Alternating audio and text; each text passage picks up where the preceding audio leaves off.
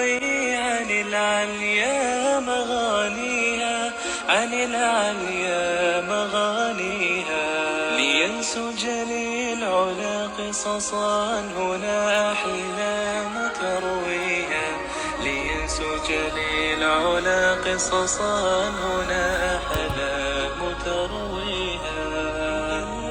الأمجاد قد عظمت فللأمجاد بانيها، ومن يسعى إلى العليا سيدركها بما فيها، ويبني مجده جدلا فروح الفذ يعليها، ليصبح همة تروي عن العليا مغانيها، عن العليا مغانيها، لينسج للعلا قصصا هنا أحلام ترويها، لينسج للعلا قصصا هنا أحلام ترويها.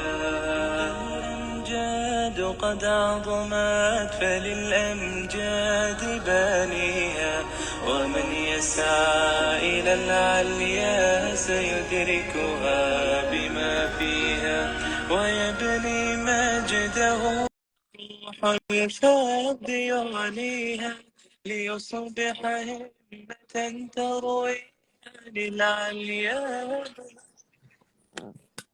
السلام عليكم ورحمة الله وبركاته. وعليكم السلام ورحمة الله وبركاته. Comment ça va? Ça va et toi, Ismaël?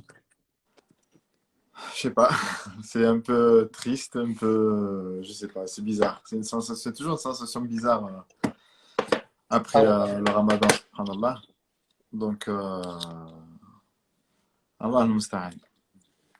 Allah al-Musta'an. Qu'Allah Azza wa Jalla, il accepte notre jeûne et nos prières. C'est une sensation bizarre. Alors mon fils, il me dit, c'est bizarre que demain à midi, on va manger, on va... Demain matin, surtout. Demain matin. Ouais, subhanallah. Merci encore d'avoir accepté ton invitation au dernier moment. Je pensais qu'un live, ce serait intéressant de faire sur ce sujet, sur la fin du Ramadan et qu'est-ce qu'on va faire maintenant avec ce qu'on a fait pendant ce Ramadan. Déjà, je tenais à dire à toi et à tous les imams de France, et j'espère que je vous demande des invocations pour eux, qui ont fait un énorme travail, ainsi que les bénévoles dans les mosquées, pour tout le travail qu'ils ont donné. Donc qu'Allah les récompense et qu'Allah accepte leur jeûne et qu'Allah leur accorde le plus haut degré du paradis. Donc dites tous Amin, s'il vous plaît. On ne se rend pas compte du travail qu'ils font. La plupart, ils sont bénévoles. Il y a peu de salariés et ils donnent de leur temps. J'en ai vu, c'est tous les jours du Fajr jusqu'au Tarawih. Ils nettoient la mosquée, etc. Donc il ne faut pas les oublier dans nos invocations.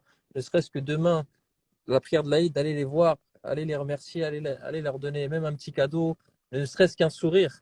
Parce qu'on ne se rend pas compte, mais ces gens-là, ils sont H24 sur le terrain, quoi. Donc, Allah les récompense. Voilà. Je tenais juste à dire ça avant de commencer. Donc, barakallahu fik, Ismaïl. Amin, amin. Ben, écoute, jazakallahu khairan. Merci de penser à eux. Parce que, tu vois, rien que là, au moment où on parle, ils n'ont toujours pas terminé. Il y a la préparation de l'Eid pour demain. Il y a les 30 jours là, qui sont passés et que, subhanallah, c'était vraiment les bénévoles, c'était des soldats vraiment acharnés. Alhamdulillah Rabbil Alamin, tu vois, c'est entre ceux qui se sont occupés juste de l'organisation du Tarawih, ceux qui s'occupaient des repas, ceux qui s'occupaient de la cuisine, de la gestion, de la distribution des repas, de la distribution de colis, plus celles et ceux qui ont fait des activités pour les enfants pendant le mois de Ramadan. Ça a été vraiment, vraiment, subhanallah, hier, je regardais tous ces bénévoles-là et qu'Allah les récompense. Tu sais, ce sont les gens de l'ombre, des hommes et des femmes de l'ombre qu'on a vraiment tendance à oublier et surtout aussi à mépriser. À croire que ce qu'ils font, c'est normal, c'est un dû.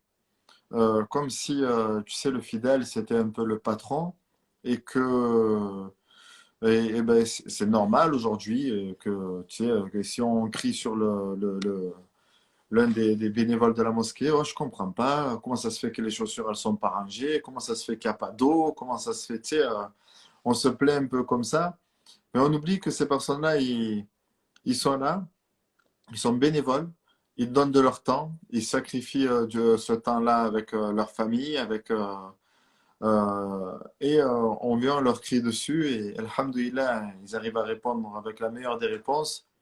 Ben, c'est le sourire. C'est le sourire. Et c'est pour ça, Malik, là, ce que tu es en train de dire, que au moins un sourire, quand on fait un sourire au bénévole, quand on le croise et qu'on lui fait un sourire, ça fait toujours chaud au cœur. Ça fait toujours chaud au cœur et ça les encourage toujours à continuer à travailler dans ce qu'ils font. Wallah alam. En tout cas, barakallah fik d'avoir pensé à eux. Ouais, fait quel baraka, exactement. Et il faut plus de jeunes en tant que bénévoles dans nos mosquées. Alhamdulillah, la mosquée est à côté de chez moi, la majorité c'est des jeunes. Il y a certaines mosquées dans ma ville où ça reste encore que des personnes âgées. Et malheureusement, elles n'ont pas la patience des jeunes, elles n'ont pas la force des jeunes. Donc n'hésitez pas à les demander dans vos mosquées si elles ont besoin d'aide. Ils ne vont pas refuser. Et, Ah ouais, loin de là. ne serait-ce qu'un sourire, ou les remercier. N'oubliez pas de les remercier demain. Inch'Allah. Inch'Allah ta'ala. Je te laisse la parole. Allez.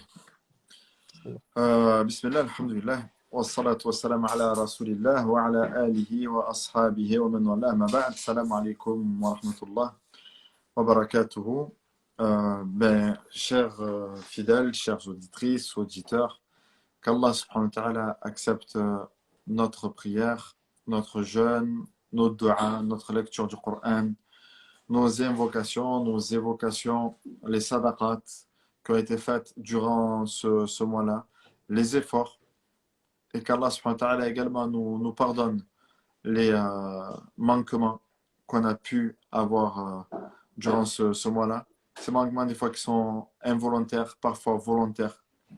Qu'Allah Azza wa Jal nous pardonne les péchés que nous avons sciemment commis durant ce mois de Ramadan et qui nous compte parmi ses serviteurs qu'il a affranchis de l'enfer. Car le mois de Ramadan, c'était un mois, on en parle maintenant au passé, car on n'est plus dans le mois de Ramadan, on est dans la veille de Shawwal, on est rentré dans le mois de Shawwal.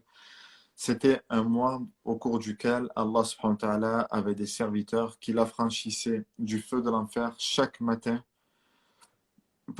jour et chaque nuit. Chaque jour et chaque nuit, Allah subhanahu wa ta'ala affranchissait ses serviteurs de l'enfer, forcément les plus méritants.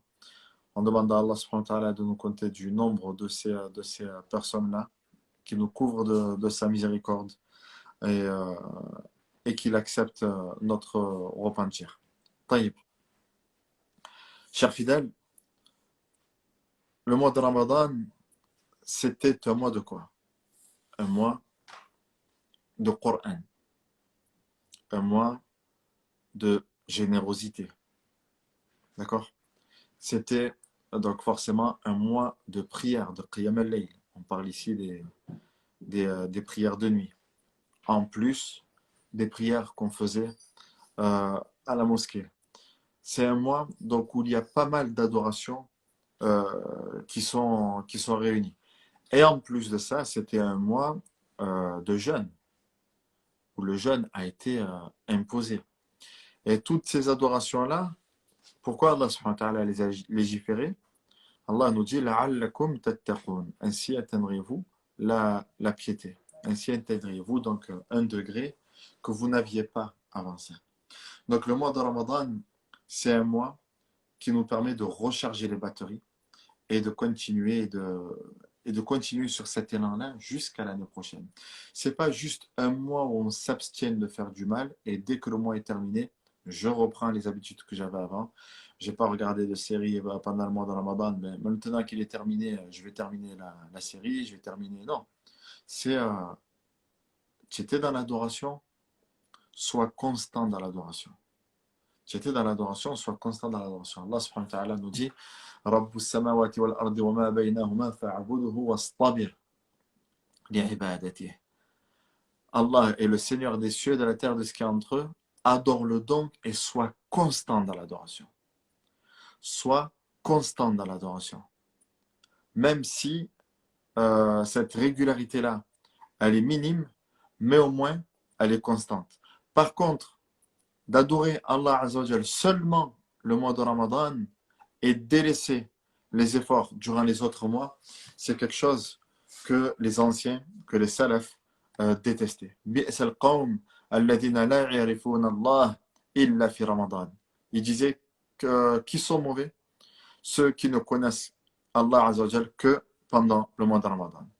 Donc, quelle mauvaise personne que ces personnes-là qui ne connaissent Allah subhanahu wa ta'ala que pendant le mois de Ramadan.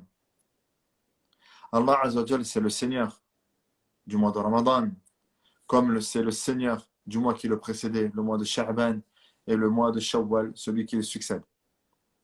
Taïb. Donc on disait que le mois de Ramadan est un mois dans lequel il y avait pas mal d'adoration, la lecture du Coran. Donc pas mal parmi vous se sont mis à l'adoration. Il y en a même qui ont commencé la prière pendant le mois de Ramadan. Et je vais vous avouer quelque chose, c'était mon cas. Moi, personnellement, j'ai commencé la prière, à être assidu dans la prière pendant le mois de Ramadan. Je vais éteindre cette lumière parce qu'elle me fait mal. Si j'étais, après, il n'y a plus de lumière. Bon, khair, Inch'Allah.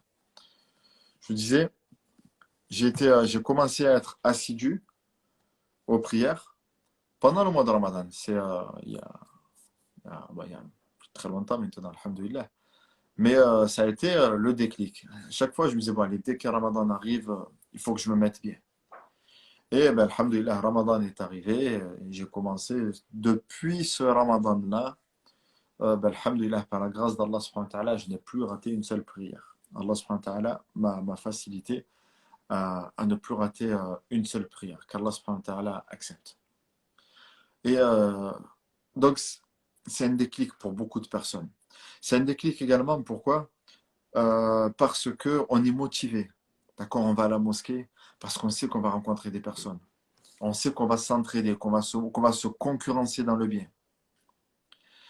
On va rencontrer d'autres personnes. Alors, tu en es où dans la lecture? Ouais, ça y est, moi, c'est bon, j'ai pu terminer de lire les 20 pages aujourd'hui. Parce que si tu lis 20 pages par jour, tu vas terminer le Coran à la fin du mois. Et donc, tu vois que toi, tu n'en étais que à 15 pages et que lui, finalement, il a terminé. Alors, tu vas dire, allez, il faut que je reste à son niveau à lui. Parce que tu le sens comme s'il était en train de te tirer vers le haut. Pareil, des personnes parmi nos sœurs qui ont commencé à porter le voile pendant le mois de Ramadan. Et donc, on ne parle même pas du nombre de convertis hommes et femmes qu'il y a eu pendant le mois de Ramadan, qu'Allah subhanahu wa ta'ala accepte. Donc, je disais, le mois de Ramadan, c'est le mois du déclic. C'est le mois où on se dit, il faut que c'est bon, on passe à l'étape supérieure. On voit des gens qui dépensent pendant le mois de Ramadan, qu'est-ce qu'on fait? On dépense nous aussi. Il n'y a pas que eux qui méritent d'aller au paradis. Moi également, je mérite d'aller au paradis, donc je vais faire les causes pour aller au paradis, Inch'Allah. Là, maintenant, regardez, franchement, est-ce que c'est pas bizarre pour vous de vous dire que demain, tu vas te réveiller et qu'après le Fajr, tu vas pouvoir manger? Est-ce que c'est pas bizarre? Je sais pas, moi, ça me fait trop bizarre. De se dire qu'on va manger à midi, qu'on va manger. Le corps, il s'est habitué au jeûne. Ça y est. Alhamdulillah. D'accord? Certains parmi nous, on en profitait même pour redonner une santé à son corps. D'accord? Donc, on a habitué, le corps, ça y est, il s'est habitué au jeûne, il s'est habitué à jeûner. Il n'y a que peut-être mentalement, on est content parce qu'on dit c'est bon, on va en faire manger tout ça, la soif et tout.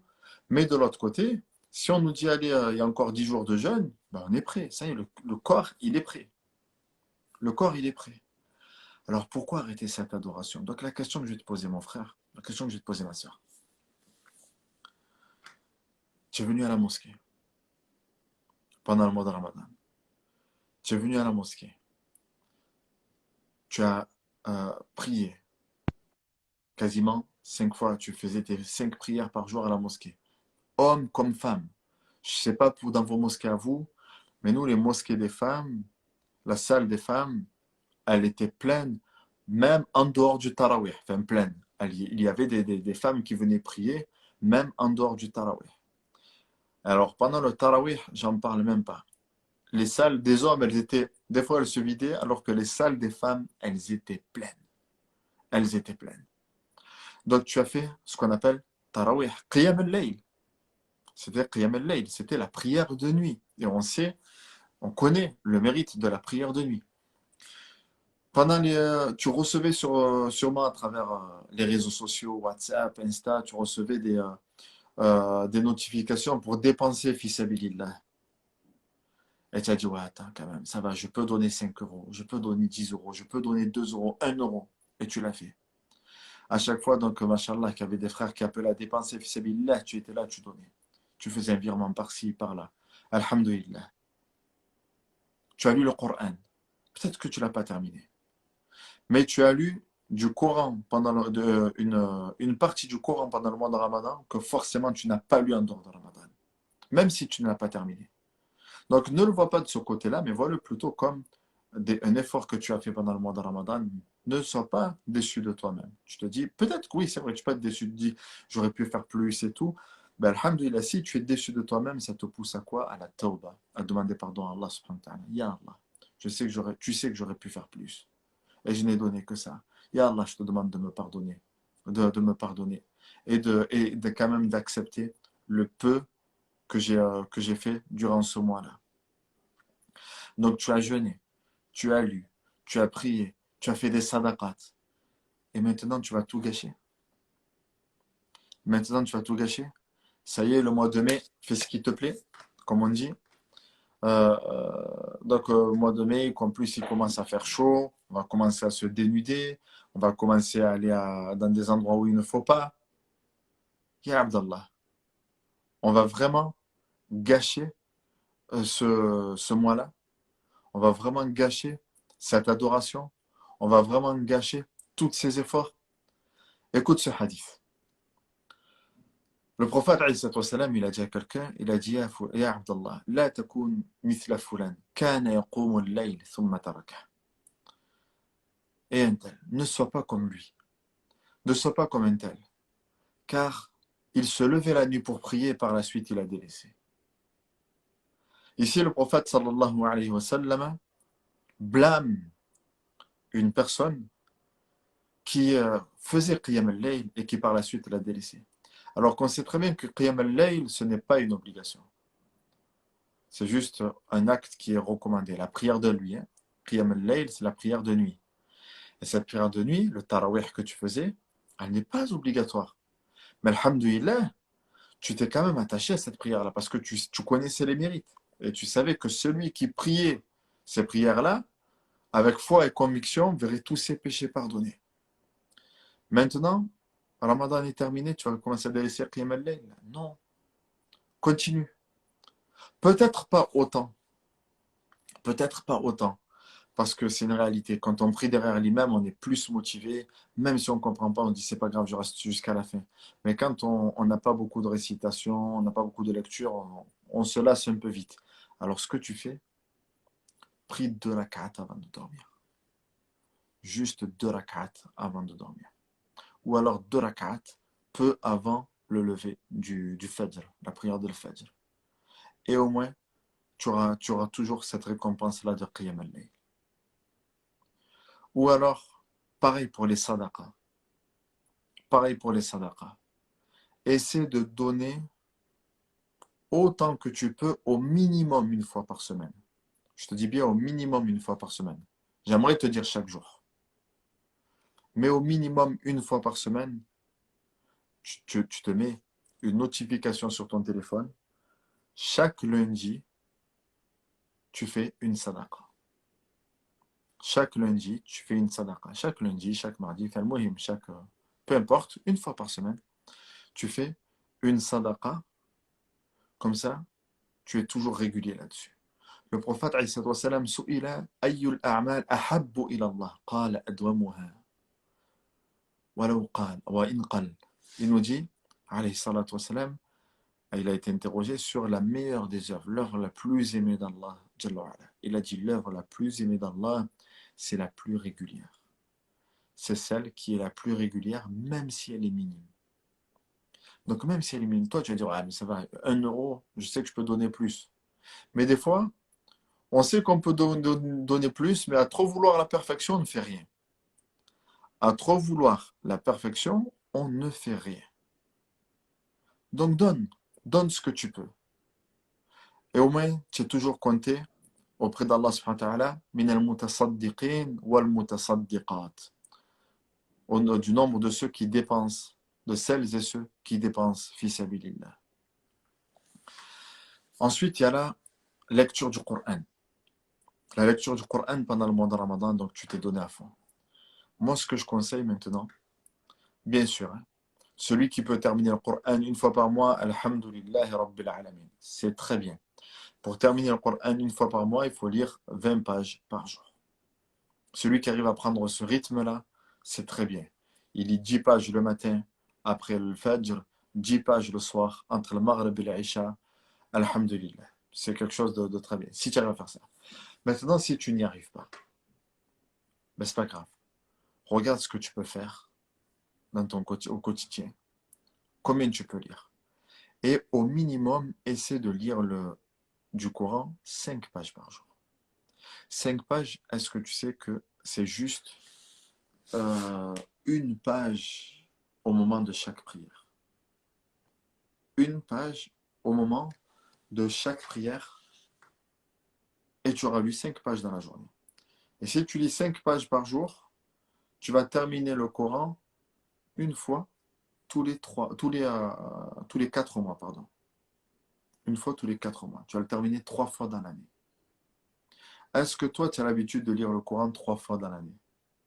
La réponse est non. Et tu vois, alors que le fait de lire une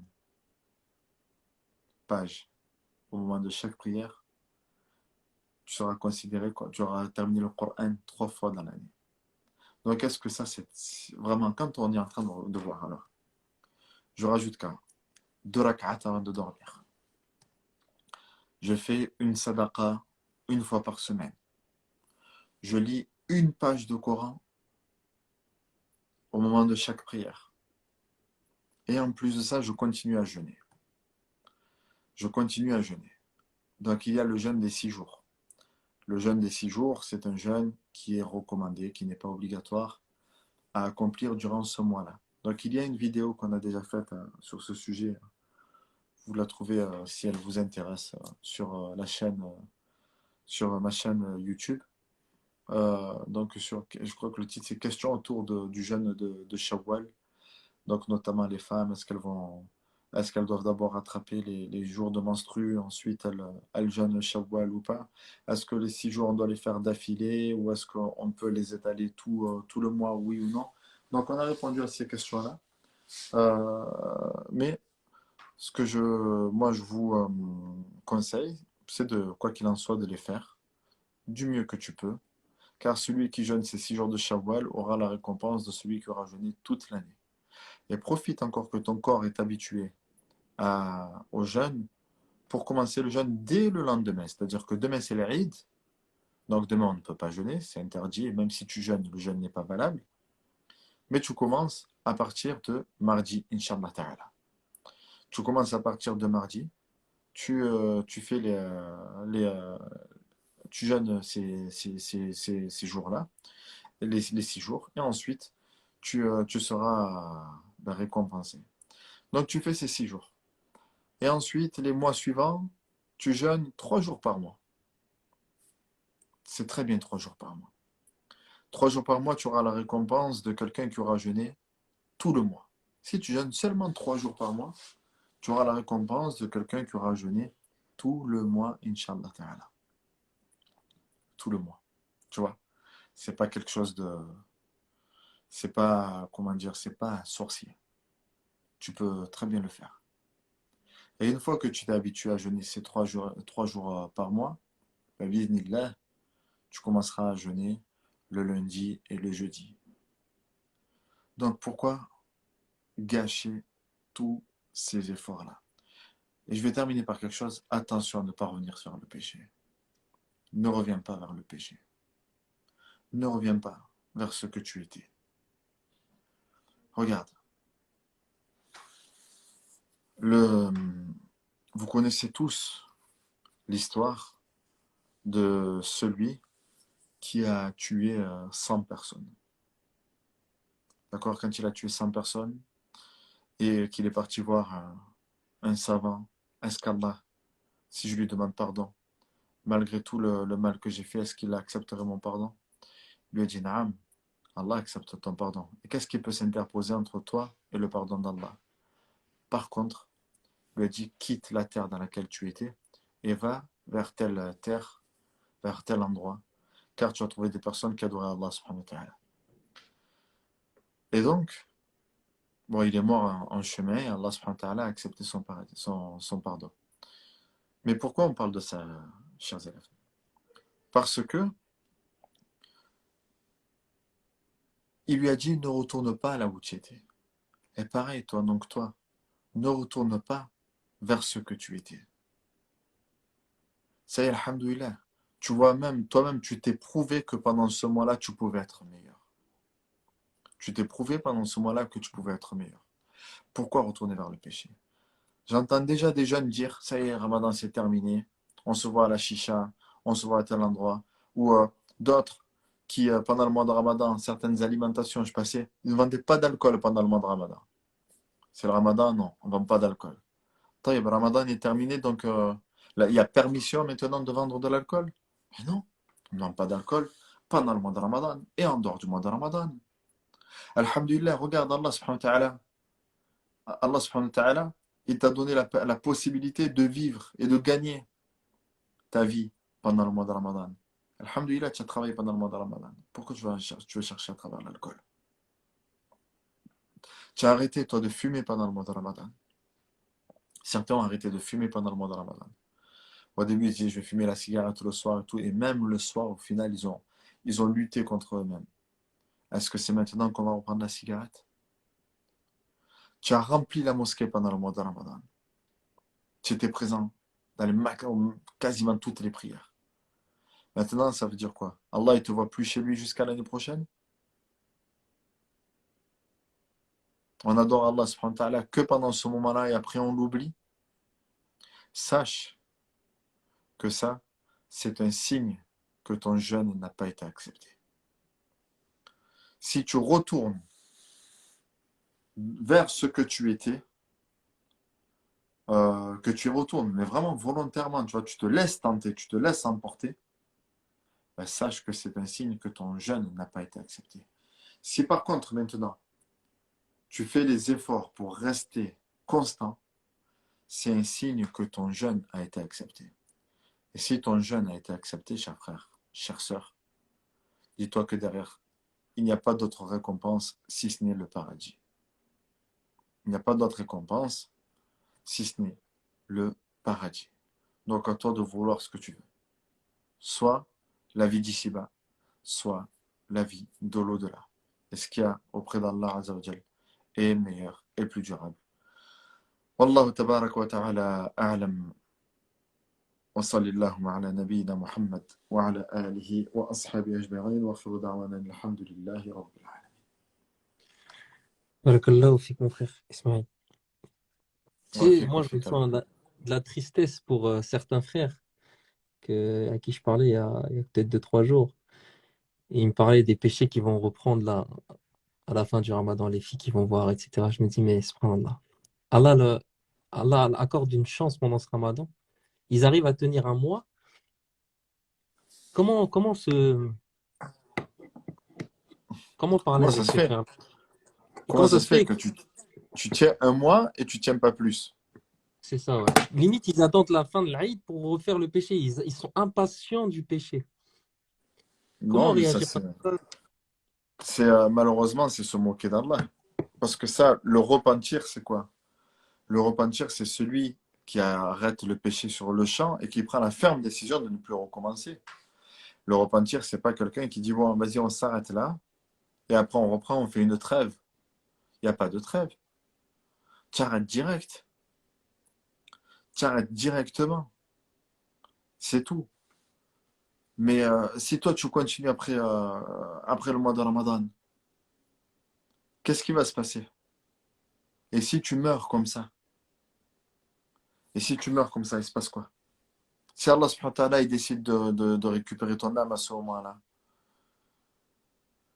Allah Azza wa Jal, il aurait pu récupérer ton âme pendant le mois de Ramadan, mais finalement, il t'a laissé une échéance juste pour récupérer ton âme au moment du péché. C'est vraiment ce que tu veux. C'est vraiment ce que tu veux. Demande à Allah subhanahu wa ta'ala de nous pardonner. Je me rappelle, subhanallah, parce qu'on était à l'époque, quand on était plus jeune, je vais pas dire, je vais juste dire qu'Allah nous raffermisse dans sa foi. Mais c'était inconcevable d'entendre des personnes qui me disaient, ouais, c'est maintenant c'est terminé, on va retourner en soirée et tout. Et frère, on a passé des soirées dans la maison d'Allah, subhanahu wa ta'ala. C'est pas pour gâcher par la suite. D'accord? Quand toi, tu as eu une bonne note à l'école, tu as eu une bonne note, tu es fier de toi, tu as travaillé pour ça. Tu as travaillé, ton contrôle, on te l'a rendu, alhamdoulilah, tu as eu un bon 18 sur 20. Tu es content. Qu'est-ce que tu vas faire de suite après? Tu vas faire hala. Au prochain cours, par exemple, tu as eu ça en maths. Au prochain cours de maths, qu'est-ce que tu vas faire? Ben, tu vas continuer dans cette lancée-là. Tu veux la maintenir, cette moyenne-là. Tu n'as pas envie d'avoir un 2, parce que tu sais que ton 2, il va te tomber ta moyenne. Donc, tu n'as pas envie de gâcher tes efforts là. Tu te dis, attends, j'ai sacrifié mes mercredis après-midi. Je suis parti à la bibliothèque. Le samedi, j'étais à la bibliothèque. J'ai essayé d'apprendre, de comprendre. J'ai suivi des cours. Et là, maintenant, tu vas gâcher ça. C'est la même chose. Tu viens d'avoir une bonne note. Et là, maintenant, c'est toi. Non, mais j'ai envie d'avoir un 0. Franchement, j'ai envie d'avoir un bon 0. Comme ça, la ilaha illallah Muhammad Rasulullah. C'est inconcevable. C'est inconcevable. Ça, de se dire que retourner dans le péché, retourner vers ce qu'on était, alors qu'on vient de passer un mois où toi-même, tu sais que tu es fier de toi, tu es fier de ce que tu as fait. Alors pourquoi te gâcher? Pourquoi te gâcher? Mais sache que si tu te gâches que contre toi-même. Que contre toi-même. Tu ne fais pas de mal à Allah subhanahu wa ta'ala. Tu ne fais pas de mal à Allah ta'ala. Tu ne fais que du mal à toi-même. Et c'est toi-même, au jour de la résurrection, qui regrettera ça. Qui regrettera ces pas là que tu as fait vers cette fille. Tu regretteras cette discussion que tu as eue avec cette fille-là, lorsque tu avais oublié Allah subhanahu wa ta'ala. Tu as oublié qu'Allah azza wa jalla t'entendait, qu'Allah il te voyait, qu'Allah il voyait tes pas lorsque tu allais vers elle. Et le fait que tu as oublié d'Allah subhanahu wa ta'ala est peut-être encore plus grave que le péché en soi. Je sais pas, mon frère Malik. Quel conseil on pourrait donner aux personnes qui... Il y a une sœur qui dit, si malheureusement on retourne vers certaines choses, mais qu'on demande à Allah de nous aider, mais on fait le repentir, c'est de l'hypocrisie? Regarde, tu demandes à Allah subhanahu wa ta'ala de t'aider, mais il faut que tu fasses les causes avec. D'accord? Imagine-toi, chère sœur, quelqu'un qui est en train de regarder ce qu'Allah azza wa jalla a interdit, et il regarde, et en même temps qu'il regarde, il dit, Allah, aide-moi à arrêter ça. Mais non. Mais fais déjà l'effort. Fais déjà l'effort. En fait, ce qu'il y a, c'est qu'il faut savoir que le péché, c'est une addiction. D'accord? C'est une addiction. Et comme toute addiction, il y a toujours la difficulté du délaissement. Tu sais, quand tu as délaissé le péché, et tu as ce manque-là. Tu as ce manque-là qui te ronge à l'intérieur. Tu as envie de retourner là-dessus. Mais une fois que ton corps s'est habitué à ça, qui s'est habitué au délaissement du péché, alhamdoulilah. Alhamdulillah Rabbil Alamin. Tu vois, c'est par la suite, tu verras que le péché, tu l'as délaissé, et tu l'as même détesté. Tu as même détesté le péché. Tu en veux la preuve? Un jeune homme est venu voir le prophète, alayhi salatu wassalam, et il aimait énormément, euh, il voulait commettre l'irréparable. Ya Rasulallah, permets-moi de commettre l'irréparable. Et là, les compagnons autour de lui, oh, qu'est-ce que tu dis? Tu demandes au prophète et tu demandes au prophète de te permettre de faire le haram.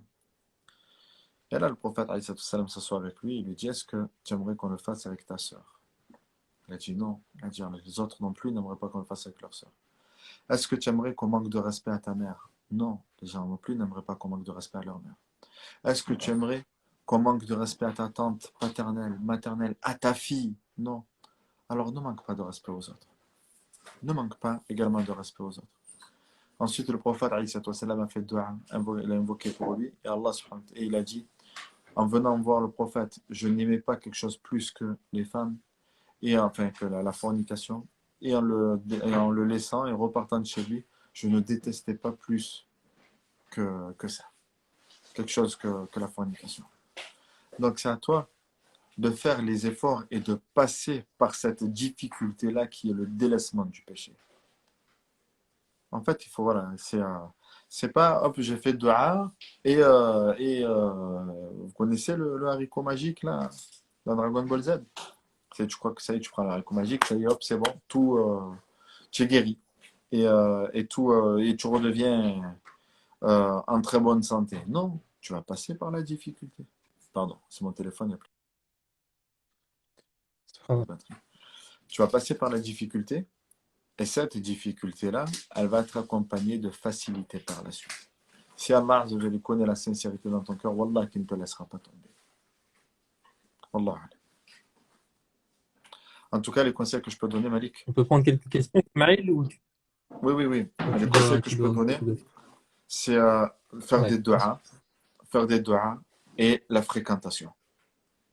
La fréquentation. Regarde, tu as fréquenté les mosquées. Toi, mon frère, toi, ma soeur, tu as fréquenté les mosquées. Regarde, tu étais bien. Donc, continue à fréquenter les mosquées, Inch'Allah, et tu verras que tout ira mieux par la suite. Bismillah pour les questions, il n'y a pas de souci. Ouais, c'est ce que j'allais dire, les fréquentations. Moi, subhanallah, je vais parler d'un truc, on ne devrait pas en parler, mais c'est juste pour parler de mon expérience, pour aider nos frères et sœurs. Moi, à l'époque, je fumais. Oui. Et subhanallah, quand je me suis remis dans la religion, bon, il fallait que j'arrête. Donc, je me suis remis. Et déjà, j'ai arrêté de traîner avec tous ceux qui fumaient dans mon entourage, premièrement. Malgré ça, c'était très compliqué encore. Et moi, j'ai une maladie, et bref, mon état de santé se dégradait, et je me rajoutais la cigarette, c'était pas la meilleure des choses. Et qu'est-ce que j'ai fait? Subhanallah, j'ai demandé à Allah. J'ai demandé à Allah, j'ai demandé à Allah. Et tous les jours, j'étais à la mosquée. Et subhanallah, j'arrivais pas à arrêter. L'addiction, elle était trop forte. Et subhanallah, Allah, pour me faire arrêter, qu'est-ce qu'il m'a fait? Il m'a donné une douleur dans les poumons, subhanallah. Et je suis allé voir le médecin, il m'a dit, il faut que tu ailles voir un pneumologue. Le pneumologue, je vais le voir, il me dit, va faire un IRM. Je vais faire l'IRM. L'IRM, il fonctionne pas assez bien, mais il montre quelque chose dans les poumons. Je repars voir le pneumologue, il me dit, va aux urgences, tu es peut-être en train de faire une embolie pulmonaire. Donc je suis resté aux urgences jusqu'à 6 heures du matin et j'avais une douleur au poumon. J'ai cru que j'allais mourir. Et le lendemain, je me sentais un peu mieux et je me suis dit, bon, je vais mieux, Shaitan, il est revenu. Et je reprends une cigarette. Et dès que je reprends la cigarette, ça me fait une douleur au poumon. Bref, au final, il n'y avait pas d'embolie pulmonaire. Ils m'ont dit, vous avez rien, monsieur. Vous avez rien au poumon. Mais subhanallah, à chaque fois que je fumais une cigarette, ça me faisait la même douleur, j'arrivais plus à respirer, etc. Et c'est là que j'ai arrêté. En fait, il n'y avait plus de plaisir. Allah, il m'a enlevé le plaisir de ce. Donc c'est Allah si vous voulez vraiment quelque chose, demandez à Allah. Mais vraiment, c'est fou. Parce que pourquoi? Parce que tu vois, tu as parlé de quelque chose, tu as parlé de plaisir. Et le plaisir, il se trouve où? Dans le cœur. D'accord? Et le cœur, il est entre les mains d'Allah subhanahu wa ta'ala. Le cœur, il est entre les mains d'Allah. Donc, quand on demande quelque chose, Ya Allah, pourquoi on dit Allahumma ati nafsi taqwaha wa zakkiha anta khayru man zakkaha? Pourquoi le prophète, alayhi salatu wa salam, il disait que dans le corps, il y a un membre, s'il est bon, tout le reste est bon, s'il est mauvais, tout le reste est mauvais. Ce membre, c'est le cœur. Pourquoi Allah Azza wa Jalla, il regarde le cœur, il ne regarde pas autre chose? Parce que c'est la base, elle est là, elle est dans le cœur. Donc oui, tu vois, tu parles de plaisir, mais le plaisir, il est dans le cœur, et le cœur est entre les mains d'Allah Jalla wa Ala. Et quand tu auras compris ça, alors tu demandes à Allah, purifie mon cœur. Ya Allah, purifie mon cœur. Et plus tu demandes à Allah, et plus Allah subhanahu wa ta'ala, il te facilitera s'il sait que dans ton cœur, c'est sincère. C'est sincère. C'est pas juste de la langue. C'est pas juste de la parole. C'est vraiment quelque chose que tu demandes avec ton cœur. Wallahu a'lam. Barakallahu fik. On va prendre quelques questions. Si vous pouvez utiliser la boîte à questions. Et si vous voulez intervenir en live, c'est possible aussi. Donc, n'hésitez pas à faire vos demandes. Je voulais annoncer aux abonnés qui sont présents. On avait lancé une cagnotte avec l'association Milieu Charity en début du mois, alhamdulillah. Et nous sommes arrivés à 25 000 euros. Ça, c'est la Inch'Allah. cagnotte cotisée. Et en PayPal, il y a environ 4 000 euros. Donc, en tout, 29 000. En retirant les frais, ça fera 28 000 environ. Donc, on devait faire seulement une mosquée. On devait seulement faire une mosquée. Euh, donc, il y avait une mosquée, 1 an de nourriture pour une famille, une maison pour une famille, 50 kits scolaires, distribution de Coran, etc. Mais là, finalement, on va en faire 2 mosquées. On va Inch'Allah. mettre 2 maisons et plusieurs prix. Donc, je tenais à vous remercier les donateurs qui sont présents. Euh, je suis vraiment, c'est fou. C'est vraiment fou. Il y a 790 personnes qui ont participé. Vous vous Mashallah, c'est rendez compte qu'il magnifique. y aura 2 mosquées, quoi. C'est fou. Et des puits, et voilà. Alhamdulillah.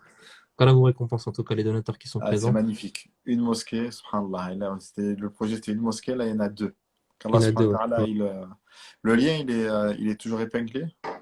Il est toujours épinglé, mais je comptais la clôturer là. Mais les personnes qui souhaitent donner, je vais laisser encore jusqu'à demain, jusqu'au live, si vous souhaitez. Donc la cagnotte reste disponible. En gros, c'est une cagnotte qui regroupe plusieurs euh, aumônes continues. Donc un puits, il y a l'éducation, il y a le logement, il y a des orphelins, et il y a 2 mosquées. Donc n'hésitez pas à participer ceux qui le souhaitent encore. Et il y a l'association Milieu Charity pour ceux qui le souhaitent. Vous avez juste à cliquer sur le titre en haut à gauche, depuis à partir de 220. Je vous invite à aller la rejoindre. Et il y a aussi la mosquée d'Ismaël, l'Institut des Bleuets. Donc bientôt fini les constructions, Ismaël. C'est, ben, Inch'Allah, courant mois de mai, là, on devrait avoir les permissions si tout va bien. Et là, on va entamer le gros du gros, là. On Inch'Allah. va entamer le gros du gros, Inch'Allah. Qu'Allah vous l'accorde. Amin, amin, amin. Alors, on va Inch'Allah. prendre quelques questions. Alors, il y a une question concernant le jour de Shawwal. Alors, le cheikh, il a répondu tout à l'heure. Il a fait une vidéo sur son compte YouTube qui répond. Donc, vous allez sur le compte YouTube, vous marquez Ismaël Marseille, et vous allez tomber, vous marquez Shawwal, vous allez la trouver normalement. Ouais, ouais, elle se trouve assez facilement, je pense. Ouais. Inch'Allah ta'ala. Donc, les personnes qui souhaitent monter dans le live, c'est possible. Il y a une question sur la Zakat el-Fitr. Vous la prenez encore à cette heure-ci? Nous, non, ça y est. Non, Nous, ça... elle a été distribuée, elle a été distribuée là ce week-end. Et plus de 700 familles, voire même plus, je crois, on a eu 1200 colis comme ça, à peu près pour la Zakat al-Fitr. Donc ça y est, elle a été distribuée, on peut plus faire maintenant, on peut plus en... Enfin, nous, on la prend plus en tout cas. D'accord. Donc, il est important de la donner avant la prière, c'est ça, Ismaël, hein? Voilà, voilà, vous avez jusqu'à demain avant la prière pour la distribuer, Inch'Allah. Donc, si vous voyez C'est, la nécessité d'ici demain, bah... voilà, aux abords des mosquées, tout ça, il va en avoir encore, Inch'Allah. N'hésitez pas à leur donner. Alors, il y a une grosse question. Euh... Salam alaikum. La jalousie a rongé notre communauté. Quels sont les hadiths sur la jalousie afin que je puisse les partager et afin de faire des rappels sur la jalousie qui fait beaucoup de mal à notre communauté. Barakallahu fik. Rafik al-Baraka, donc les hadiths ici sont nombreux. Je t'invite à retrouver ces hadiths-là, ainsi que quelques versets dans le livre Le Jardin vertueux, Riyad Salihin. Et donc, il y aura quelques hadiths qui mentionnent l'interdiction de la jalousie. Parmi ces hadiths-là, on a le long hadith dans lequel le prophète nous dit bon, la tahasadu, ne vous enviez pas les uns les autres. On a le hadith dans lequel le prophète nous dit la yajtami'u fi jawfi al-'abd al-hasad wal-iman. On ne réunit pas dans le cœur du serviteur, on ne peut pas réunir entre la foi et la jalousie. Le prophète nous dit la tazalu ummati bi khayr ma lam yatahasadu. Ma communauté sera tout le temps dans le bien tant elle ne sera pas tant qu'il n'y aura pas de jaloux parmi eux. Il nous dit alayhi salatu wassalam iyyakum wal hasad fa inna al hasad يأكل الحسنات كما تأكل النار الحطب. Dans un hadith rapporté par Abu Daoud, il nous dit le prophète alayhi salatu wassalam, même si la chaîne de transmission ici est critiquable, il nous dit prenez garde à la jalousie, car la jalousie consume les hasanat, les bonnes actions, de la même manière que le feu consume le bois. Donc tous ces hadiths-là, ou alors la plupart, tu les retrouveras dans ce livre, ainsi que certains versets qui évoquent la jalousie. Wallahu a'lam. Barakallahu fik. Alors, on a une sœur parmi nous. Salam alaikum. Salam alaikum. Wa alaykoum salam. Déjà, merci pour le live, parce que déjà, il est très intéressant. Et c'est vrai que j'ai beaucoup suivi le live pendant le mois du Ramadan. Et moi, j'avais une question. Enfin, c'est que moi, il y a quelques années, on m'a diagnostiqué une épilepsie. Voilà. Parce que c'est vrai qu'au départ, je tombais à chaque fois qu'il y avait un grand événement ou que je faisais quelque chose, je tombais souvent par rapport à cela, moi, je suis partie voir les médecins. Donc, les médecins m'ont dit, bon, c'est l'épilepsie. Ensuite, machallah, j'ai rencontré des frères qui m'ont dit, non, essaie une rokia, etc.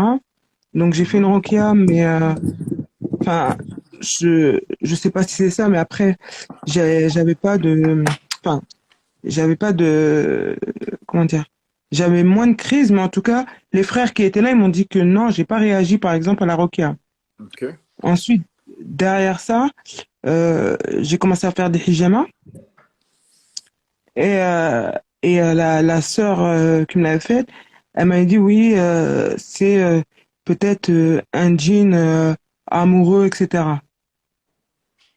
Donc, à l'époque, j'étais pas mariée. J'étais pas mariée. Et quand je me suis mariée, c'est vrai que, machallah, après les crises, elles se sont calmées.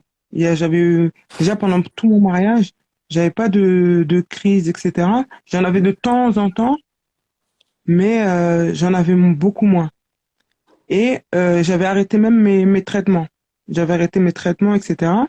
Et donc là, du coup, entre-temps, j'ai divorcé et je me rends compte que les crises, elles reviennent. Les crises, elles reviennent.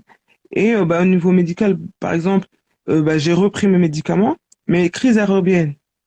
Donc du coup, je me demande qu'est-ce que je dois faire en fait, parce que moi je pense vraiment, pour moi en tout cas, pour moi c'est un djinn, pour moi c'est ça en tout cas. C'est comme ça que je le vois, c'est comme ça Oui. que je le ressens dans mon cœur.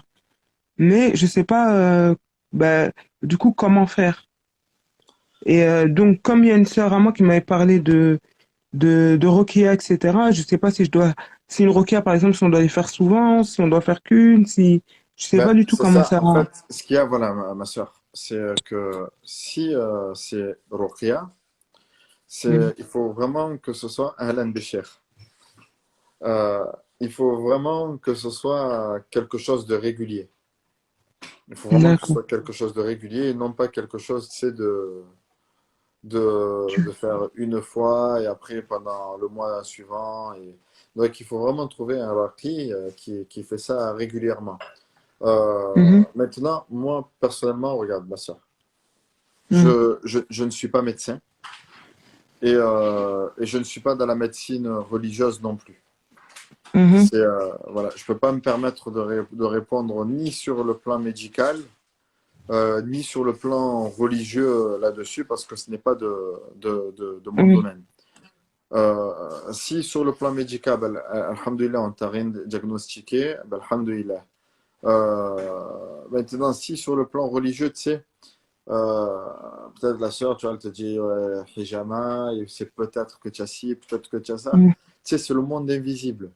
Et moi, Mhm. j'ai du mal avec ces diagnostics sur le monde Mhm. invisible. Quand quelqu'un il dit ouais, une telle, elle a deux jeans, elle a trois jeans, ou elle a une jean Ouais, c'est qui est ça. amoureux, elle a une jean qui est ci. Pour moi, ça, Mhm. c'est le monde invisible. Comment on peut le Mhm. déterminer? J'ai jamais réussi à le comprendre. Ceci dit, Mhm. je suis pas en train de Mhm. dire que ça n'existe pas. Ouais. Je suis pas Mhm. en train de dire que tu vois, enfin, comme on entend un peu de partout qui remettent en cause la ruqya. Non, la ruqya, elle a son origine dans le Coran. Moi, maintenant, Mhm. ce que je peux te conseiller, Oui. c'est un conseil bateau, Mhm. général, qui te, qui pourrait être utile à toi comme à n'importe quelle Mhm. personne, qu'elle soit atteinte de maladie ou pas, Mhm. c'est d'être assidu Mhm. aux 5 prières, surtout la Mhm. prière de l'Fajr, Mhm. de faire les invocations le matin, le soir, après chaque prière et avant de dormir. C'est le fameux Mhm. livre Citadelle, la citadelle du musulman. Mhm. Euh, que ce soit vraiment après le Coran, le livre principal qu'on lise qu'on apprend par cœur. Parce que ce sont des Mhm. invocations. Et quand on parle de ruqya, tu sais, la ruqya, elle n'est Mhm. pas forcément on n'a pas forcément besoin d'une tierce personne. Tu peux te faire ruqya toute seule. Mhm. Et cette ruqya-là, toute seule, c'est toi en lisant le Coran, par exemple, dans tes mains. Et ensuite, Mhm. tu te passes tes mains Mhm. sur tout le corps, notamment Mhm. sur les endroits dans lesquels tu ressens des douleurs. Mhm. Et voilà, quoi, Inch'Allah. Essaie de faire ces efforts-là et qu'Allah subhanahu wa Mhm. ta'ala il t'accorde la guérison. Amin. Amin, amin. Et j'ai une autre question. C'est par rapport tout à l'heure, on parlait des sadakas. Moi, je sais que j'ai perdu ma sœur il y a 2 ans à la Lahma et du coup, je sais pas. Moi, enfin, j'essaie de faire des sadakas, mais je sais pas comment faire. Bah, parce que moi, on m'a jamais dit. Par exemple, je sais pas si je dois les faire. Par exemple, à la mosquée, si je dois les donner, par exemple, à quelqu'un qui n'a pas, ou etc. En fait, c'est vraiment ça, parce que moi, j'entends beaucoup de choses. C'est ça le problème. C'est que je lis, j'entends beaucoup de choses, mais je sais pas quels sont bah, les sadakas, entre guillemets, parce qu'il n'y a pas de sadaka, je pense, qui est mieux que l'autre. Mais qu'est-ce qui est bien, en fait? Comment je peux en faire, par exemple, le mieux pour elle, paix à son âme. Taïb. Alors, ma soeur, tu as 2 formes de sadaqa. Tu as la sadaqa normale et tu as la sadaqa jariya. Mhm. La sadaqa jariya, c'est la sadaqa, c'est dont les hasanat, les bonnes actions, Mhm. perdurent même après la mort. Mhm. Euh, Par exemple, donc, lorsque tu participes à la construction d'une mosquée ou alors Mhm. à tous les projets là, que notre frère Malik Mhm. a mentionné avec l'association Milieu Islam, Mhm. Milieu Charity, pardon. C'est bien ça, Malik, hein. Oui, oui, c'est ça, milieu charité, ouais. Voilà. Et donc là, tu vois, ce sont des sadaqas jariya. En fait, jariya, pourquoi? Parce qu'en fait, c'est une aumône qui perdure parce que cette sadaqa, elle est encore utilisée par des fidèles, par des personnes et Mhm. tout. Donc du coup, c'est plus vers là qu'on va Mhm. t'orienter Mhm. pour une sadaqa. Maintenant, comment faire? Mhm. Il n'y a Mhm. aucune différence. C'est parce que la Mhm. différence, elle est juste dans le cœur, elle est dans Docteur. l'intention. Quand toi, tu vas, par exemple, faire un virement pour tel compte, Mhm. pour tel projet, pardon, Mhm. là, tu mets juste l'intention que ce soit pour ta sœur. Mhm. Et après, c'est elle qui en bénéficiera de la récompense, Inch'Allah ta'ala. Inch'Allah. Inch'Allah. Merci. En tout cas, Baraka Fik, merci beaucoup d'avoir répondu à mes questions. Et bah, bon, enfin, Inch'Allah aussi, bon, le mois de Ramadan est fini. Donc, voilà, Inch'Allah, plein de bonnes choses, qu'Allah accepte notre jeûne et nos doigts. Et merci, en tout cas, merci, merci pour tout. Et Inch'Allah, Avec plaisir. voilà, qu'Allah nous facilite. Je te facilite, ma soeur. Salam alaikum, ma soeur. Amin, amin. Salam. Merci, merci. Salam alaikum, Cheikh. Salam alaikum wa rahmatullahi wa barakatuh. Tu m'entends? Cheikh Hassan Labès. Hassan, Salam alaikum wa rahmatullahi wa barakatuh. bienvenue à toi. Alaikum salam. L'honneur Alors, est à nous de vous voir comme d'habitude en œuvre, masha'Allah. Taqabbalallahu minkum salih al-amal. on parlait de la fin du Amin, amin, Ramadan. amin. Qu'est-ce que tu ressens pour cette fin de Ramadan, mon frère? Ce que je ressens. Je pense pas que ça peut importer quelqu'un ce que je ressens moi. C'est plutôt qu'est-ce qu'on doit faire peut-être. Je sais pas, peut-être ça peut apporter ce que je ressens moi. Si tu penses que ça peut apporter quelque chose, je peux te dire, mais comme tu veux quand même. Si, On tu fais t'écoute, on quand même t'écoute. الحزن, quand même un peu de tristesse. C'est-à-dire qu'Alhamdoulilah, Quand je اجتماع, quand j'ai fait le jeu mois passé, je pense que j'ai fait comprendre à tout le monde de qu'est-ce que c'est le départ de ceci. Le départ de ceci, ce qu'on veut dire quand on parle de ceci, on parle du Ramadan. Avant tout, barakallahu fikum, d'accepter que je vous rejoins. Jazakumullahu khayran, Amin. wafaqakumullah khayr. صلى الله عز وجل يثبتكم على الخير ويتقبله منكم وصلى الله العظيم رب العرش الكريم أن يجعل ما تعملون خالصا لله جل وعلا وليس لأحد غيره حظ ولا نصيب صلى الله عز وجل أن يجعل السلام عليكم ورحمة الله. Wa alaykoum salam wa rahmatullahi wa Alaykoum barakatuh. salam wa rahmatullah. Cheikh Ismaël, Cheikh Hassan, mon frère Malik, comment allez-vous? En espérant que vous allez bien. أهلا بك. Alhamdulillah, jazakallahu Alhamdulillah. khairan. يحفظكم جزاكم الله الله يتقبل منا ومنكم إن شاء الله. Qu'Allah Azza wa Jalla accepte notre jeûne. En fait, moi, j'avais pas vraiment de question. Je voulais rebondir sur ce que le frère Malik a expliqué là tantôt par rapport à la cigarette quand tu parlais de ça. Parce que moi aussi, en tant qu'ancien fumeur, subhanallah al-adim, j'ai eu plus ou moins la même chose que toi, Malik. Donc, j'ai eu un moment, subhanallah, où j'ai voulu arrêter, puis j'ai repris, puis j'ai arrêté. Puis, subhanallah, à un moment, j'ai ressenti comme une douleur au niveau de mes poumons ou dans ma respiration. Et vu que je suis quelqu'un qui aime faire du sport, ça m'a directement freiné, donc j'ai arrêté, subhanallah. Et puis quand ça a été mieux, j'ai repris. Et subhanallah, al-adim, Cheikh Ismaël, quand tu as dit qu'en vérité, aller à la mosquée, en réalité, c'est une guérison, subhanallah. Et c'est ce que j'ai fait. Il faut demander la force à Allah Azza wa Jal, tout simplement parce que de nous-mêmes, en réalité, moi, en tant que ma propre expérience, ma petite expérience que j'ai, c'est qu'on ne s'est pas arrêté tout seul. Il faut demander à Allah Azza wa Jal, faire les sabab, demander la force à Allah subhanahu wa ta'ala et voilà subhanallah al-azim. Et encore une dernière petite chose, donc voilà, moi je m'appelle Bilal, donc j'ai commencé à faire des petites vidéos de transmission, donc humblement et fidèlement pour Allah Azza wa Jal, pour plaire à Allah Azza wa Jal en premier, et en même temps apprendre de ma religion. Et j'ai vraiment du mal à parler devant des personnes, donc en sachant de là que j'ai deux cheikhs tabakallah alaykoum, à qui je m'adresse, c'est déjà un gros stress. Oh là là, les mots, j'ai du mal à les faire sortir de ma bouche, sans oublier qu'il y a des gens qui me regardent. Habibi, Donc, Habibi, on est pareil. Il n'y a rien de. Wallah. Allah yahfazkoum. Voilà, je veux dire, j'ai même pas les mots pour te dire que c'est normal, il n'y a rien on fait rien de plus que toi. Voilà.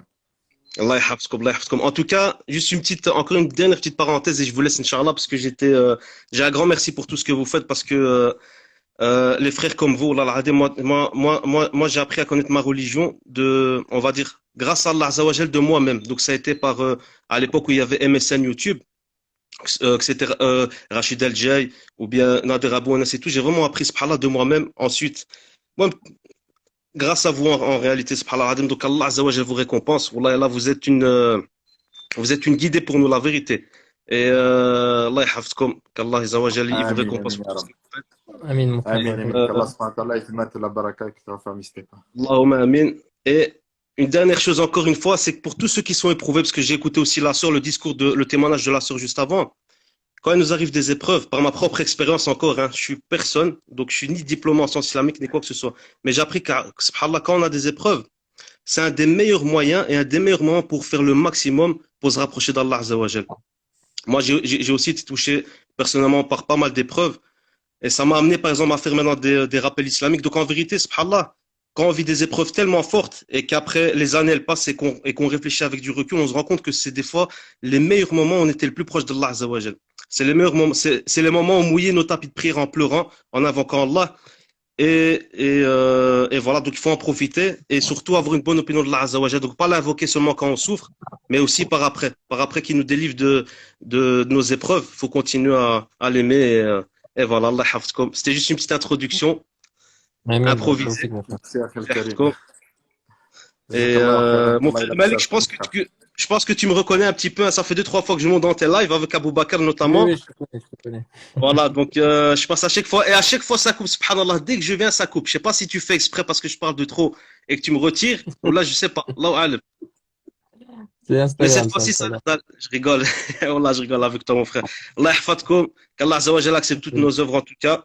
Et Amin. Voilà. C'était un Salam plaisir en alaikum. tout Amin, cas. jazakallah khairan. Alaykoum salam wa rahmatullah. Rabbi Jazakum yahfazkoum. salam. Salam alaikum. Alaykoum Après, salam. Allah te pardonne. Amin. Ah, mais Hassan, tu étais en train de parler, excuse-moi. Je disais quoi du coup? Tu parlais en arabe, Tu moi je faisais des comprends pas bien duas. l'arabe, mon frère. Non, tu Ah faisais ouais, des duas. Tu faisais des duas. ouais, je faisais le dua, ouais. Ouais. Après, quand tu vas me poser la question, c'est quoi mon ressenti? Mon ressenti, je l'ai manifesté pendant le Jumu'ah, je pense. Euh, on peut appeler, ou ce que les savants ils appellent, et ce qu'on appelle nous dans notre religion, le Ramadan, c'est l'école du Ramadan, c'est pas le Ramadan, en fait.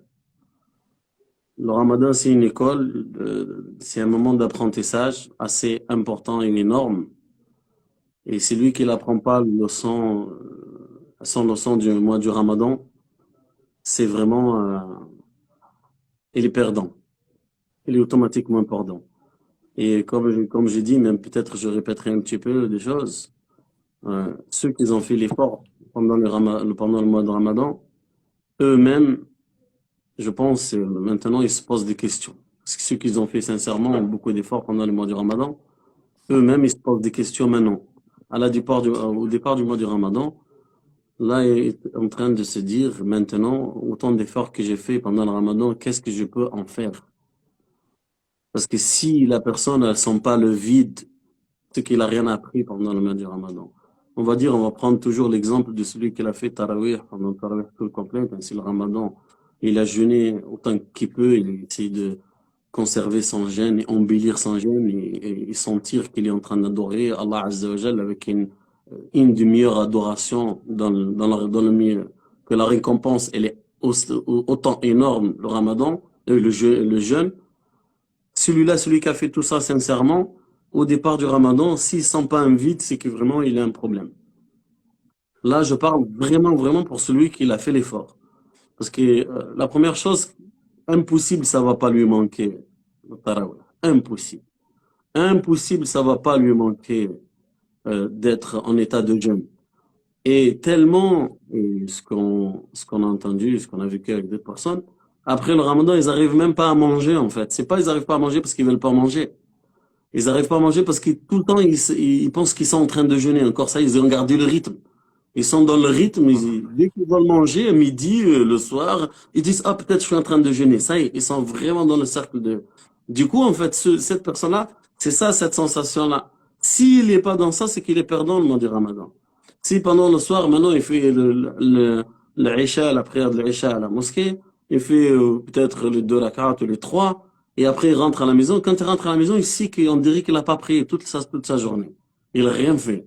Et du coup, il sent le vide, le manque. Si tu sens le vide et le manque, c'est qu'alhamdoulilah, Rabbil Alamin, t'as gardé le cap. Maintenant, il faut remplir des choses, remplacer ceci par autre chose. Vraiment, il faut le remplacer pour garder le cap.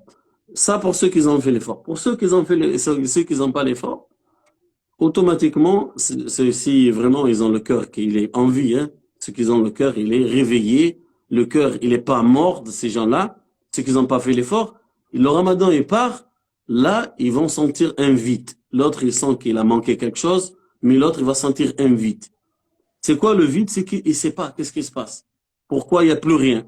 Malgré qu'il ne fait pas l'effort, il est jeune, c'est tout. Il fait la prière, il va à Tarawih parfois, ou il va pas du tout, ou il n'a pas fait, ou peut-être il a fait des bêtises le soir, mais il va sentir un vide après le Ramadan.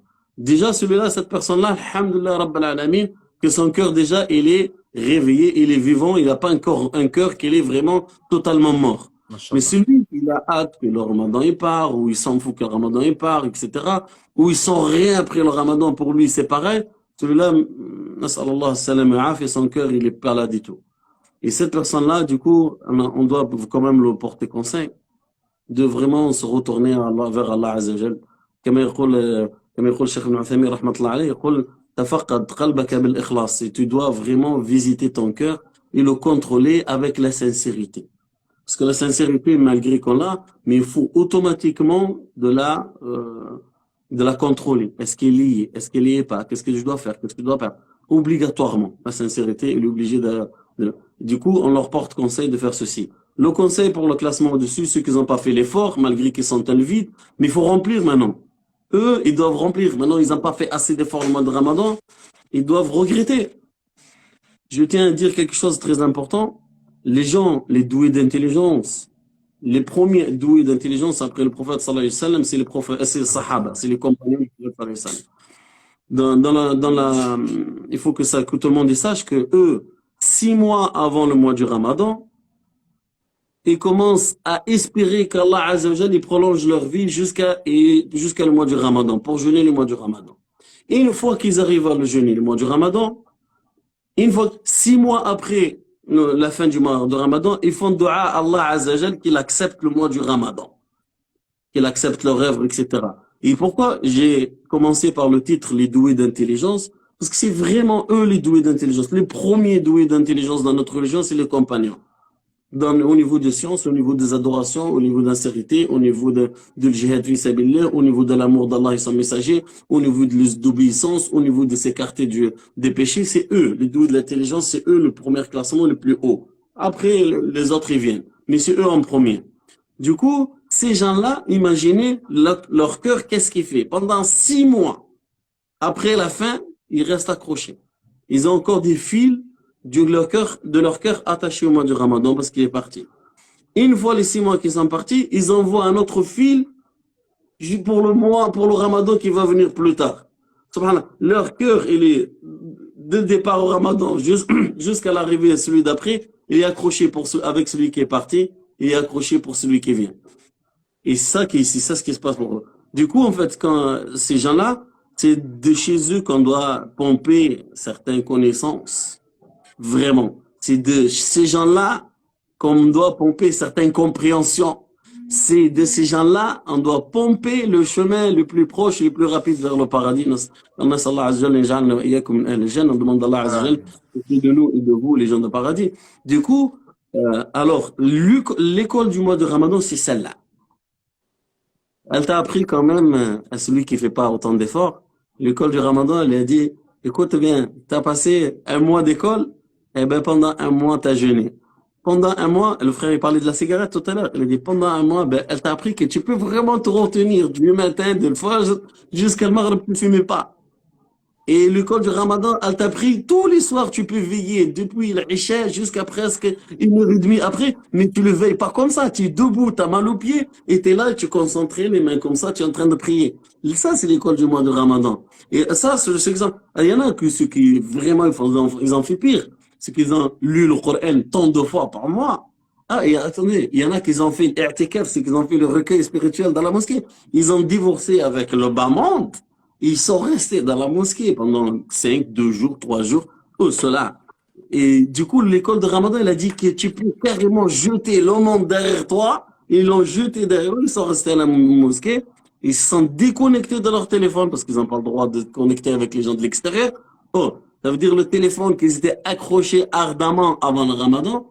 Eh ben, pendant le recueil spirituel, ils ont pu. Du coup, c'est l'école du Ramadan. Si tu apprends pas de leçons, c'est que tu es perdant. Tu es obligé d'apprendre automatiquement, sinon ce serait pas une école pour toi. Obligé au départ du mois du Ramadan, tu en as appris quelque chose. Maintenant, je vous dis mon ressenti quand même tout à l'heure. Après qu'on a coupé le jeûne, je suis sorti, puisque j'étais invité chez mon cousin. À la sortie, moi, je sentais un mal-être quelque part. Wallahi, je sentais un mal-être. Je sens que il y a quelque chose qui va pas. Je sentais l'atmosphère, il a changé. On dirait, tu as eu l'enchaînement des shaitans et des djinns. Ouais, c'est ça. Allah, il en est témoin, je jure encore une fois. Je sentais leur déchaînement, je sentais qu'il y a quelque chose qui est mal qu'elle est là, qu'elle était plus hier ou tout à l'heure avant de jeûner.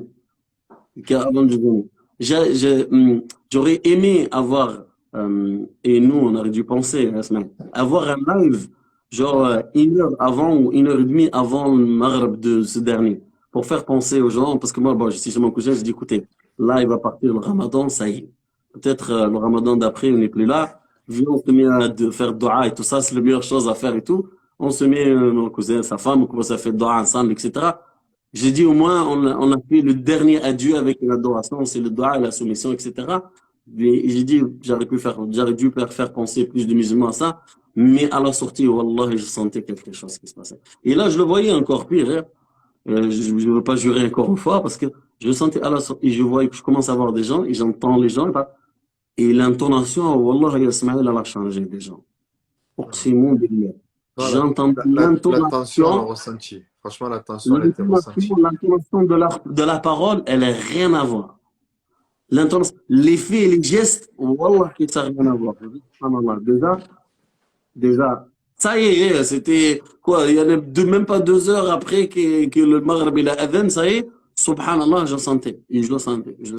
Ça, c'est mon ressenti. Et ça, le prophète sallallahu alayhi wa sallam, quand il nous dit que les anges, les plus magnifiques des anges, des shayatines, afwan, ils se sont enchaînés et ils n'arrivent pas à en faire des choses pendant le mois de Ramadan par rapport aux des choses qu'ils peuvent faire dans les autres mois. Il n'a pas dit, en fait, pour nous dire, allez, il nous dit, bon, après le mois du Ramadan, ils vont être là, préparez-vous pendant le mois de Ramadan, prenez vos armes, vraiment, armez-vous, mettez vos boucliers, prenez des stratégies, faites votre bunker et préparez-vous parce qu'après ils vont être là. Et pendant le Ramadan, subhanallah, l'école du Ramadan, c'est avec ceci en fait. Tu prends tes armes pour pouvoir combattre ceci. Le reste de l'année, et tu mets ta bouclier, et tu bâtis bien ton bunker là-dedans, et tu peux être vraiment assiégé, et tu mets les anges de ton côté, et tu mets la famille de ton côté, et tu peux t'entourer des gens qui sont dedans, et c'est comme ça. C'est ça l'école du Ramadan, ça s'arrête pas. Tout hadith qui porte un bienfait pendant le Ramadan, c'est ce bienfait-là, en fait, tu dois le préserver parce qu'après le Ramadan, c'est celui-là qui doit amener. C'est pour ça, le hadith qui nous répétait chaque fois, à chaque khutbah, Man qama Ramadan imanan wa ihtisab. Et celui qui l'a veillé le mois de Ramadan avec foi et conviction, il aura le pardon. Mais cette foi de conviction qu'elle amène le pardon, cette foi et conviction, elle doit rester t'accompagner pour le reste. Mais c'est avec ça là que tu arrives. Qu'elle a fait pardonner pendant le mois du Ramadan, elle te fera pardonner après le Ramadan, cette foi et conviction. Parce que tu pourras veiller autrement. La prière du soir, elle s'arrête pas, hein. C'est le contraire, elle y est toujours là. Dans un hadith comme Ish ma shi'ta fa innaka mayt, vis autant que tu vas vivre, tu vas mourir. Wahbab ma shi'ta fa innaka mufariquh, aime celui que tu veux, certes tu vas être séparé de lui. Ça veut dire ou toi tu vas mourir ou lui va mourir. Après, wa'lam anna sharaf al-mu'min qiyam al-layl, et sache, le prophète sallam il dit, et sache que l'honneur du croyant c'est faire la prière nocturne. Et mes chers frères et sœurs, faire le tarawih c'est bien, mais qiyam al-layl autre que le Ramadan c'est l'honneur du croyant. Et cet honneur-là il est parlé. Vous savez ce que ça veut dire? Est-ce que vous pensez l'honneur, c'est dans le bas monde que tu vas avoir un honneur parce que tu as veillé? Les gens, ils savent pas que tu as veillé. Ismaël, il se réveille le soir pour prier, personne ici. Peut-être sa femme, ses enfants, ils savent pas. Peut-être personne ici ce que j'ai fait. Il y a quoi Allah ici? Alors l'honneur, il était où, les frères, les sœurs? Cet honneur-là, il a dit, sache que l'honneur de croyance, c'est faire la prière lecture. Et lui, chez qui tu vas être honoré? Et chez qui va savoir qu'il t'a vraiment un honneur assez important? C'est Allah et ses anges, c'est tout. C'est cela. Et c'est quand tu as l'honneur envers cette partie-là, Allah et ses anges, et c'est ça le bonheur. C'est ça, j'ai dit que le Ramadan, c'est une école. C'est l'école, si tu sors avec vraiment, t'as pris tes prévisions pendant le mois du Ramadan, c'est que vraiment t'as réussi l'école du Ramadan. Ton bac du Ramadan, tu l'as réussi avec mention. Et ça dépend de la moyenne, Inch'Allah. Bon, j'en ai parlé beaucoup, comme d'habitude, Ismaïl. لكن نسأل الله عز وجل رب العظيم رب العرش الكريم يتقبل منا رمضان ويتجاوز على تساهلنا فيه. نسأل الله عز وجل أن يتجاوز على تكاسلنا فيه. نسأل الله عز وجل أن يعفو عنا ويغفر لنا ما أخطأنا فيه. ونسأل الله العظيم رب العرش الكريم أن يجعلنا من عتقائه من النيران. Je disais, bon, le dua, je demande à Allah Azza wa Jal qui nous pardonne les erreurs qu'on a fait pendant le mois du Ramadan, et ainsi que les failles, les choses qu'on a glissées là-dedans, qu'Allah il nous pardonne, et qui fait de nous parmi les gens qui les a épargnés de l'enfer pendant le mois du Ramadan, car le prophète sallallahu alayhi wa sallam, dans un hadith, il dit, et Allah Azza wa Jal, il a des gens qui seront épargnés de flammes de l'enfer. Pendant chaque nuit du Ramadan, il y a un groupe de gens qui sont épargnés. On demande à Allah Azza wa Jal qu'on fait partie de ces gens-là. Voilà, cher Salah. Je me fais un petit peu, Inch'Allah. Je vous laisse la parole. On t'a écouté avec attention. Alhamdulillah, Rabbil Alamin. On a fait Allah bik. Une personne peut-être alimentée avec Allah. On a une sœur parmi nous. Salam alaikum. Salam alaikum wa rahmatullah. Tout d'abord, je vous remercie pour ce live qui est vraiment enrichissant et qu'Allah accepte notre jeûne, nos prières et qui nous facilite surtout après le Ramadan, bien sûr. En fait, j'ai une question par rapport à la lecture pendant la prière. Est-ce que c'est pardon. Est-ce que c'est conseillé ou c'est déconseillé de tenir le Coran et réciter pendant la prière? Voilà, ce sera tout. D'accord. Tu veux répondre, cher? De ce que je sais, Wallahu a'lam, ma soeur, c'est que lire le Coran pendant la prière, c'est un acte qui n'est pas recommandé dans l'école. Et surtout si la prière est une prière obligatoire. Surtout si la prière est une prière obligatoire. Alors, ce n'est pas quelque chose de recommandé. Ce que tu fais, c'est qu'en prière, tu récites ce qu'Allah subhanahu wa ta'ala t'a permis de réciter. Lisez ce que vous pouvez du Coran. Tu lis surat al-Fatiha. Et ensuite, tu lis les autres sourates que tu connais, Inch'Allah ta'ala. D'accord, très bien. Voilà, et rien de plus, Inch'Allah. D'accord, très bien. Et je me viens de me rappeler d'une question par rapport... en fait, quand on lit le Coran, quand on est en train de réciter le Coran, parfois il y a des ayats qu'on tombe dessus sur le signe du sajda. Oui. Et moi, parfois, en fait, quand on tombe sur le signe du sajda, on est d'accord qu'il faut faire le sujoud. Oui, Inch'Allah. Et il faut dire un C'est doigt. recommandé, oui. Oui, voilà, exactement. Et dans le cas où on n'a pas encore appris ce doigt, on fait comment? Tu te prosternes, c'est pas grave. D'accord, ok. Tu te prosternes, même sans 100% dire la dua, Inch'Allah. La dua, ici, elle est recommandée. C'est pas une condition de la validité. C'est pas une condition de validité de la prosternation. D'accord, même si sans rien dire, on peut le faire. Voilà, Inch'Allah. Mais tu dis Subhana Rabbi al-A'la, c'est pas grave. D'accord, ok, très bien. Bon, merci beaucoup et je vous souhaite un Eid Mubarak, Inch'Allah, Ya Rabbi. Amin, amin, Ya Rabb, ainsi qu'à tous, Inch'Allah. Merci beaucoup, au revoir. Inch'Allah, salam alaikum. Oustaz Malik. Ouais, on va s'arrêter. J'ai toujours pas terminé ma khutbah pour demain. Voilà. Il faut que je m'y mette là, Inch'Allah. Merci encore, mon frère, d'avoir accepté mon invitation. Non, pas de problème, Inch'Allah ta'ala. On finit avec des doigts. Cher, Inch'Allah, تختم لنا بالدعاء. ليش انت المرغوب فيك انت يا شيخ. طيب بسم الله الرحمن الرحيم وصلى الله وسلم على سيدنا محمد. الحمد لله رب العالمين حمدا كثيرا مباركا طيبا فيه. اللهم رب إسماعيل ورب إبراهيم ورب موسى ورب عيسى ورب محمد صلى الله عليه وسلم إنا نسألك خير ما سألك نبيك محمد وموسى وعيسى وإبراهيم الذي وفى ونستعيذ بك مما استعاذ به نبيك محمد صلى الله عليه وسلم وإبراهيم وموسى وعيسى الذي وفى. اللهم آتينا الخير كله اللهم آتينا الخير كله اللهم آتينا الخير كله ولا تحرمنا منه شيئا يا رب العالمين. اللهم اهدنا فيمن هديت وعافنا فيمن عافيت وتولنا فيمن توليت إنك تقدر ربنا على كل شيء والطمع فيك يا أرحم الراحمين. اللهم اهدنا إلى ما خير ما هديت إليه عبادك الصالحين واغفر لنا ذنوبنا وأسرافنا في أمرنا وثبت أقدامنا. اللهم اهدنا يا أرحم الراحمين. اللهم أرنا الحق حقا وارزقنا اتباعه وأرنا الباطل باطلا وارزقنا اجتنابه. اللهم اصلح نساءنا ونساء المسلمين. اللهم اهدي ذريتنا وذرية المسلمين. اللهم وقر أعيننا بهدي ذريتنا إلى صراط مستقيم. اللهم ارحم موتانا وموتى المسلمين. اللهم وارحم آباءنا وأمهاتنا. اللهم واغفر لهم يا رب العالمين. اللهم لا تجعل في المسلمين ميتا إلا رحمته، ولا ضالا إلا هديته، ولا عليلا إلا شفيته. اللهم اشف مرضانا ومرضى المسلمين.